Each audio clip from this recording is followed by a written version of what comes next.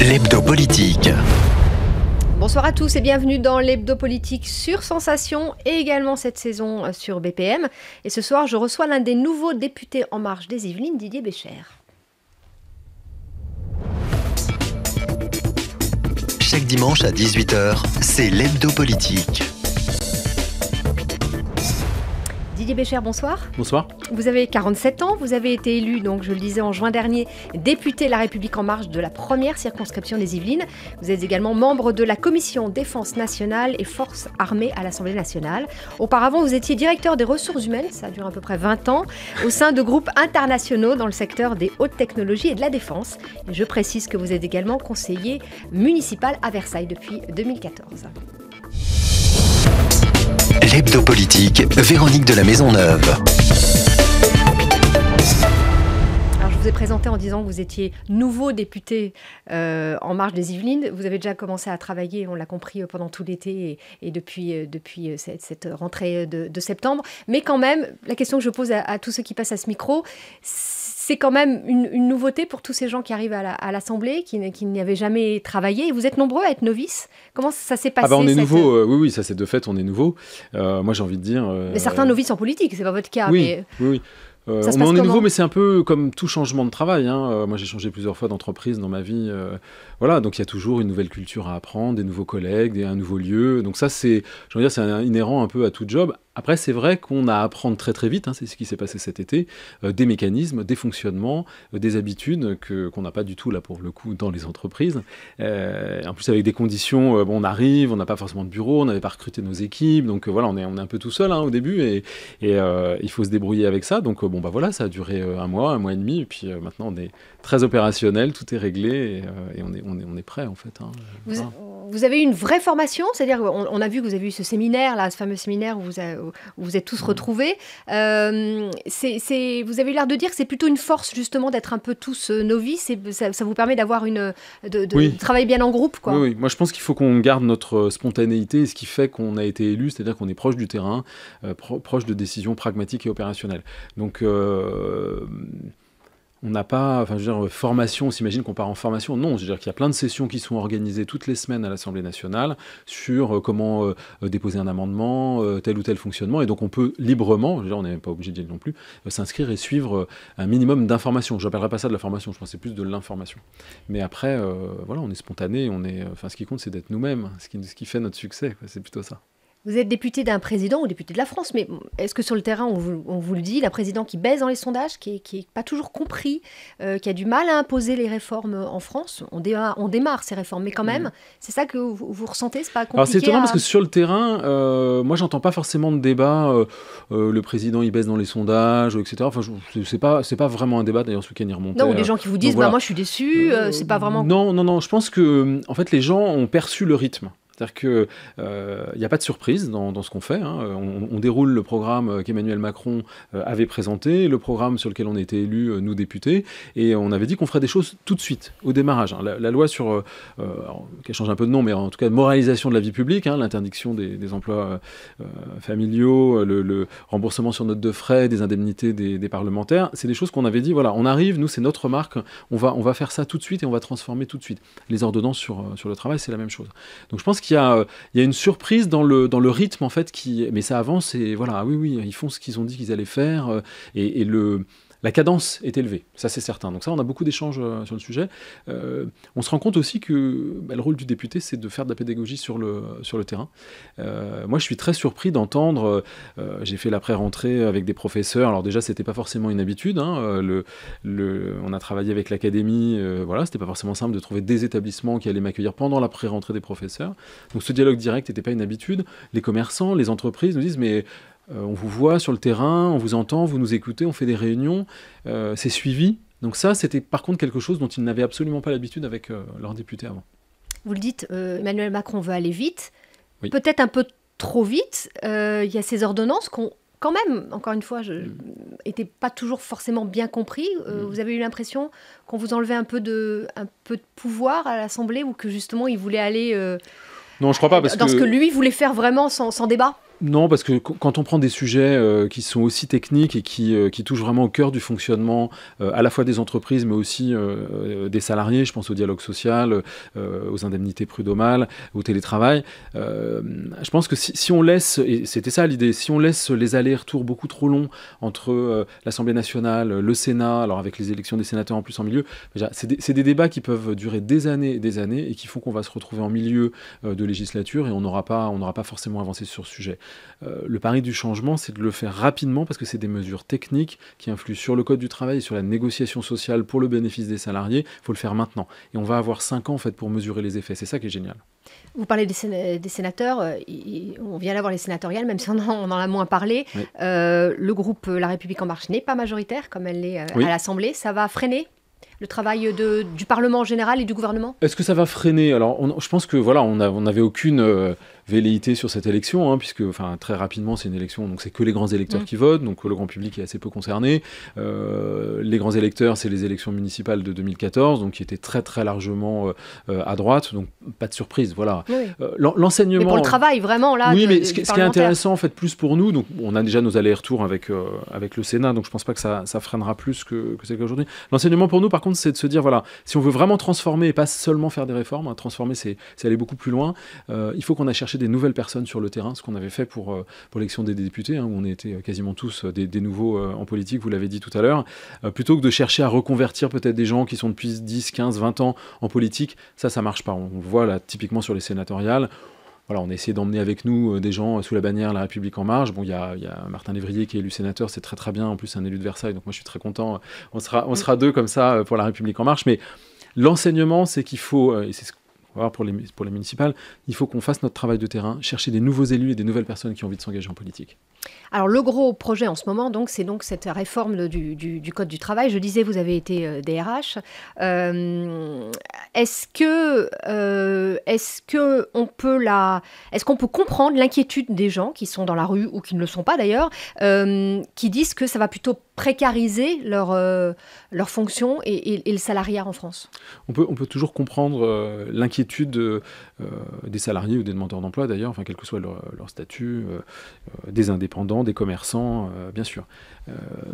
Mais ce débat, on l'a eu très longuement, on en a beaucoup parlé pendant la campagne, on en a beaucoup parlé, ça a duré de nombreuses heures à l'Assemblée, les syndicats ont été reçus de nombreuses fois.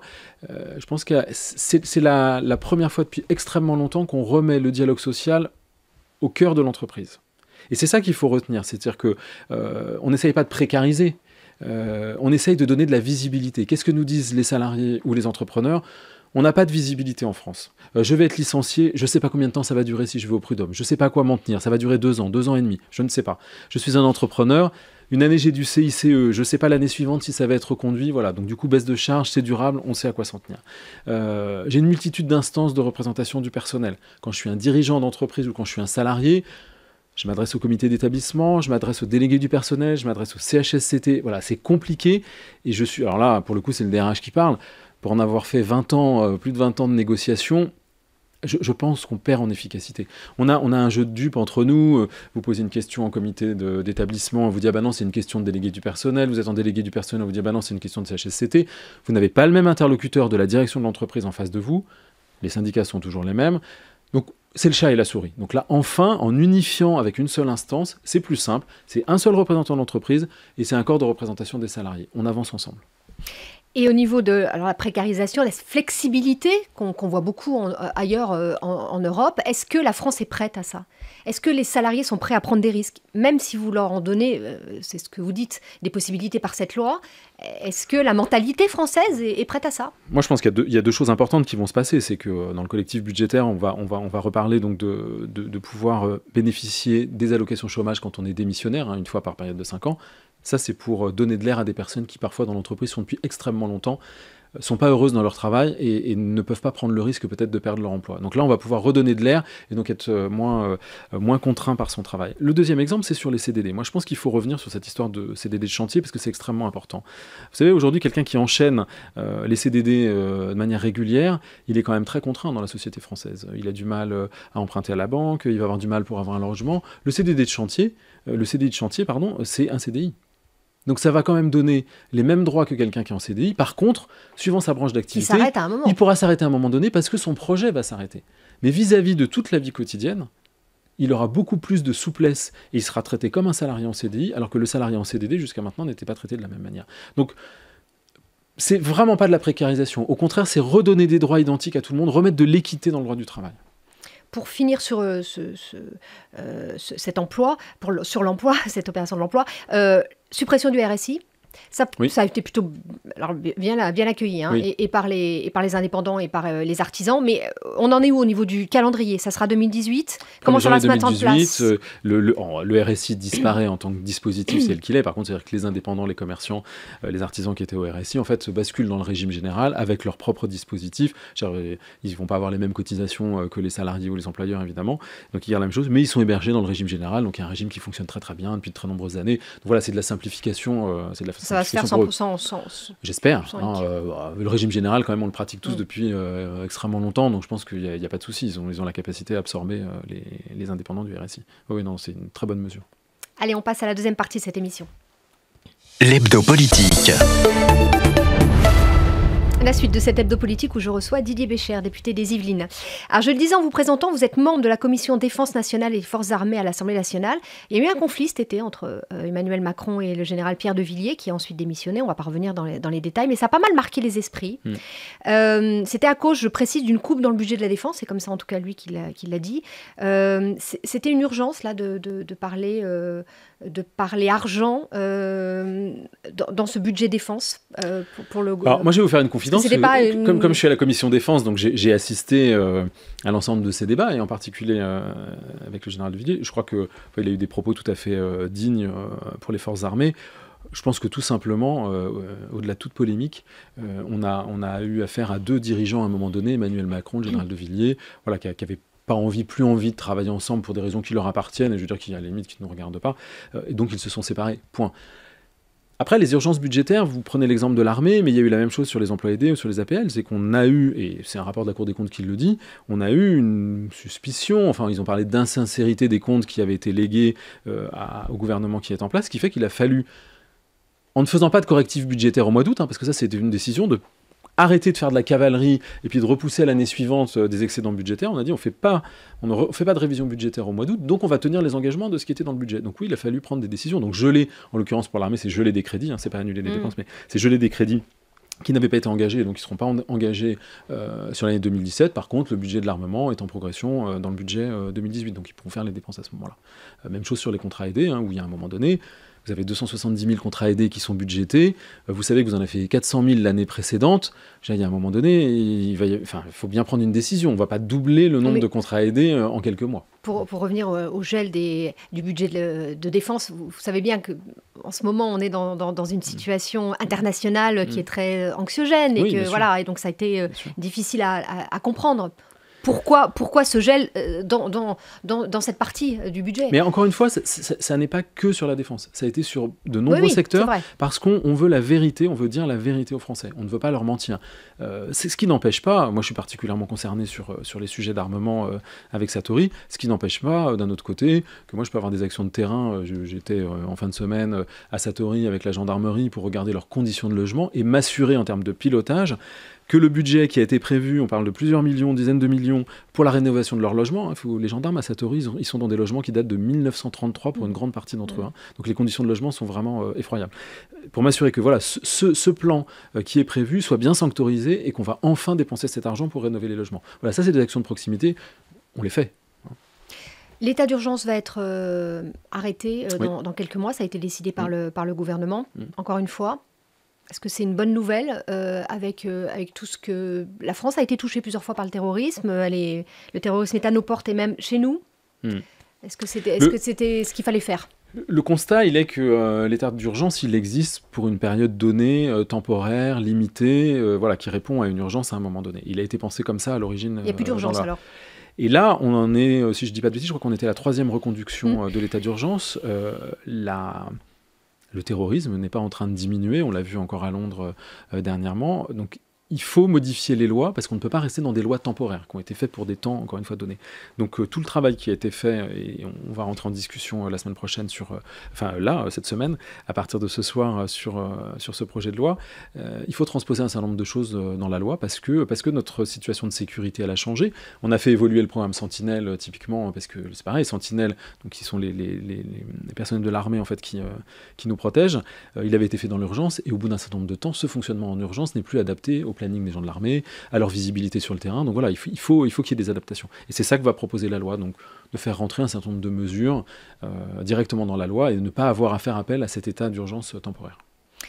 Le terrorisme, on le disait, est international. Ça a été une des grandes discussions qu'il y a eu à l'ONU, à New York, là où s'est rendu pour la première fois Emmanuel Macron. Oui. Un mot sur les premiers pas du chef de l'État à l'international. Qu'est-ce que vous en avez pensé, vous qui justement êtes moi, je trouve que là, pour le coup, on a une visibilité qui est extrêmement bonne, que ce soit en Europe ou à l'international. Moi, je lisais encore la presse ce week-end suite au discours de l'ONU. La presse internationale est unanime sur... Qu'on n'avait pas avant, d'après vous, avec les autres... Qu'on n'avait pas avant, je pense, en tout cas pas avec des articles qui sont spontanément rédigés, qui sont positifs, qui voient que notre président veut transformer la France, que notre président veut remettre la France au centre de l'Europe, mais aussi au centre de l'international, de notre présence à l'international. Retrouver une place qu'on a eue il y a de très nombreuses années et reprendre cette place-là. Donc je pense que c'est pas que ma vision qui est positive, c'est que globalement, la presse internationale est vraiment unanime sur le positionnement d'Emmanuel Macron à l'international. Et est-ce que la France, et plus généralement l'Europe, peut faire quelque chose sur ce qui a été engagé au niveau des États-Unis, le bras de fer entre les États-Unis et la Corée, le départ de Donald Trump des accords de Paris ?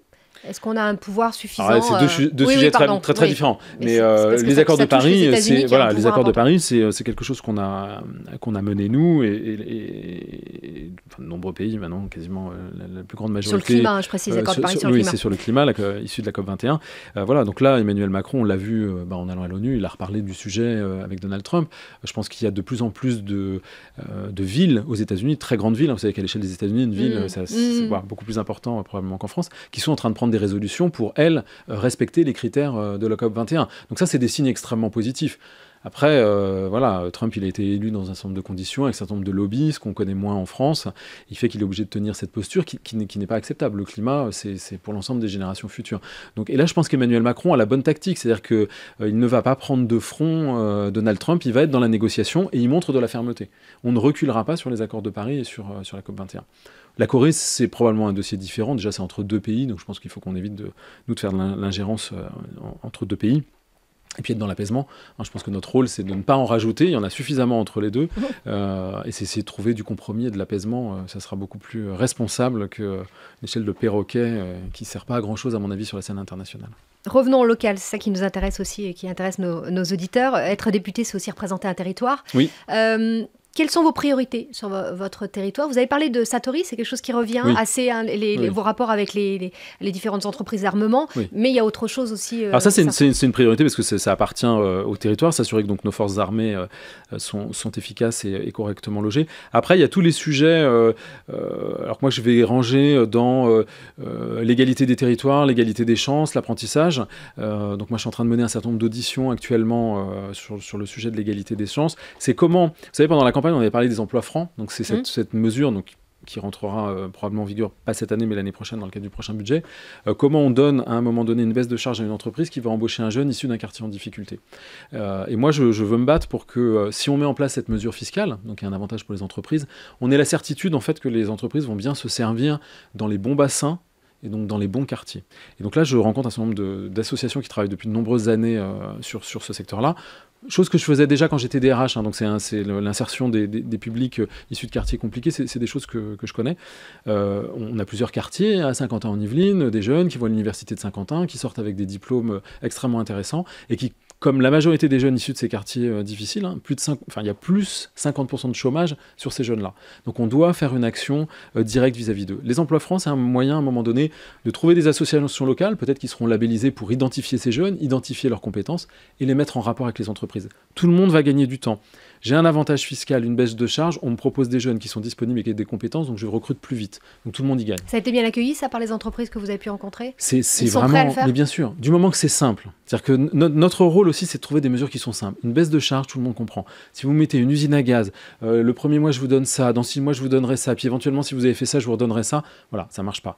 Encore une fois, on l'a vu sur les emplois aidés, il y avait plein de formations qui étaient prévues, de dispositifs de formation. C'était tellement complexe que les entreprises ou les associations ne l'ont jamais mis en place. Résultat, très peu d'insertion des personnes qui ont bénéficié des emplois aidés, donc c'est pas une réussite. En dehors de l'économie et donc l'armement, quelles sont vos priorités sur cette circonscription? Il y a beaucoup de sujets d'apprentissage aussi qui sont importants parce que vous avez beaucoup de jeunes qui rentrent dans la filière classique et qui seraient beaucoup mieux probablement dans une filière d'excellence technologique. Donc là, il y a aussi des sujets à reprendre en main. Et puis après, de manière très très concrète, là en ce moment, on est sur la ligne 18 qui est quelque chose de très important pour le territoire, c'est important pour les Jeux Olympiques. Je pense que personne ne comprendrait qu'on ait finalement une nouvelle gare à Guyancourt 5 ans après les Jeux Olympiques, alors qu'on en a besoin là pour les Jeux Olympiques. Et parce qu'il y a un engagement des entreprises aussi autour. C'est-à-dire que les entreprises qui se sont installées là, elles vont vouloir être en croissance, elles vont vouloir recruter, donc elles ont besoin d'avoir des salariés qui vont venir jusqu'à elles. Donc cet engagement, il a été pris, maintenant il faut le tenir. Aussi parce que sur le territoire où il va y avoir cette gare, on va avoir la possibilité, c'est des anciens terrains Thales sur Guyancourt, on va avoir la possibilité de construire du logement. Donc dans notre programme de logement, on dit, plutôt que de construire des logements très loin des centres-villes, etc., on dit, voilà, si on veut ramener les gens proches des emplois et qu'ils aient une qualité de vie acceptable, il faut construire là où c'est déjà dense. Et là, en l'occurrence, on pourrait construire de nouveau dans Saint-Quentin-en-Yvelines, qui est déjà une zone dense. Ce serait pour des locataires, pour des propriétaires, des primo-accédants? Non, les deux, parce que vous savez, quand on fait la construction, déjà il y a des obligations en matière de logement social qui doivent être respectées. Alors dans le cas de Guyancourt, ils sont largement respectés, parce que je crois qu'ils ont 50% de logement social. Mais oui, toujours la mixité dans le logement, des propriétaires et des locataires, et de l'accession aussi pour des personnes issues du logement social. Pour finir sur un sujet plus léger, vous parlez des JO, c'est une bonne nouvelle? Les JO à Paris en 2024 ? Oui, c'est une bonne nouvelle parce que ça donne une image positive du territoire. Je pense que tout le monde sera ravi d'y participer. Alors, on a les Yvelines, on a la Ryder Cup en plus en 2018. On sera au centre. Donc voilà, c'est une très très bonne nouvelle, c'est une belle nouvelle. C'est pas encore de l'argent dépensé, c'est pas encore quelque chose qui peut-être n'est pas une priorité quand on voit les... Tout est question d'opportunité. Vous voyez, on parle de la ligne 18, c'est aussi une opportunité parce qu'il va y avoir des grands événements, que finalement on fait des grandes infrastructures. Donc ça, je pense que c'est important. Le vélodrome, on l'a déjà à Saint-Quentin pour les épreuves de vélo, donc il ne va pas y avoir de dépenses supplémentaires. C'est déjà présent. À Versailles, c'est un peu plus compliqué, il va falloir... À Versailles, c'est des installations temporaires au château de Versailles. Donc je veux dire, il y aura pas forcément de construction en dur, donc c'est du temporaire. Donc je veux dire, il n'y a pas de risque particulier. Ça va pas partir en lambeaux après il y aura très peu de construction en dur. Donc non, on est vraiment dans des jeux qui vont être responsables. Et pas d'impôts supplémentaires, pas d'argent qu'on va demander supplémentaires aux Versaillais? Moi, j'ai pas de boule de cristal. En tout cas, il n'y a pas eu d'augmentation des impôts. En tout cas, strictement sur la partie communale. Depuis, au moins les 2 dernières années, il n'y en a pas eu. Donc c'est pas prévu. Donc les Jeux Olympiques aient un impact sur l'imposition. Non, je pense que ça a toujours un impact positif sur les infrastructures. Ça peut être sur les routes, ça peut être sur les transports, voilà, parce qu'il va y avoir un afflux massif de personnes qui vont arriver et il faut que nos transports en commun soient à la hauteur de nombre de personnes qu'on va devoir transporter. Tout le monde ne va pas venir en voiture aux Jeux Olympiques, évidemment. Si on prend rien que Versailles, de toute façon, techniquement, ce ne serait pas possible. On est obligé de venir en transport en commun.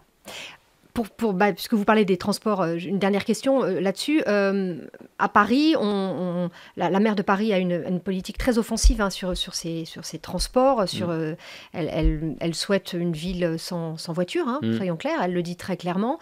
C'est bien ou c'est pas bien pour des gens qui habitent dans les Yvelines et qui vont sur Paris? Vous suivez ce type de... Moi, je suis toujours partagé sur ce débat, mais en même temps, je me dis que si on force pas un peu le trait et si on fait pas l'effort, on n'avance jamais. Moi, personnellement, je vais à l'Assemblée en RER. C'est pas toujours simple d'aller à l'Assemblée en transport en commun. Sauf que le RER, ça veut dire pas forcément des trains de très bonne qualité, pas forcément des trains à l'heure, pas forcément des trains sécurisés. Oui, mais c'est possible. Ce que je veux vous dire, c'est qu'on a toujours l'impression que quand on parle de transport en commun, on va mettre plus de temps. C'est pas vrai. Je veux dire, oui, des fois, il y a des trains qui sont supprimés, mais quand vous êtes dans un embouteillage, vous êtes aussi coincé. Donc je pense qu'on a tous aussi un effort à faire. Alors, c'est très difficile de généraliser, ça dépend où vous habitez. C'est vrai que si vous habitez très loin dans une campagne, il faut peut-être votre voiture pour aller jusqu'à la gare ou utiliser un bus pour aller jusqu'à la gare. Mais je pense qu'on peut aussi tous faire un effort. La pollution, elle est réelle, l'impact sur notre santé, c'est important, hein, les pollutions carbone. Donc voilà, il faut y faire extrêmement attention. Moi, je pense qu'à un moment donné, la maire de Paris, déjà, elle l'avait dit ce qu'elle allait faire, hein, donc il n'y a pas de surprise. Mais il y a un jour où ça arrive. C'est-à-dire que quand on dit on va rendre piétons les voies sur berge, tout le monde avait voté à l'unanimité au Conseil de Paris, et tout le monde a l'impression que, parce que ça va être dans 4-5 ans, c'est dans longtemps. Mais il y a un jour, ça arrive, on y est. Et donc il faut bien le faire. Et pas uniquement des annonces. Merci Didier Bécher d'avoir été notre invité ce soir. Vous pouvez retrouver l'émission en podcast, audio et vidéo, comme toutes les semaines. Bonne semaine à tous et à dimanche prochain. L'hebdo politique.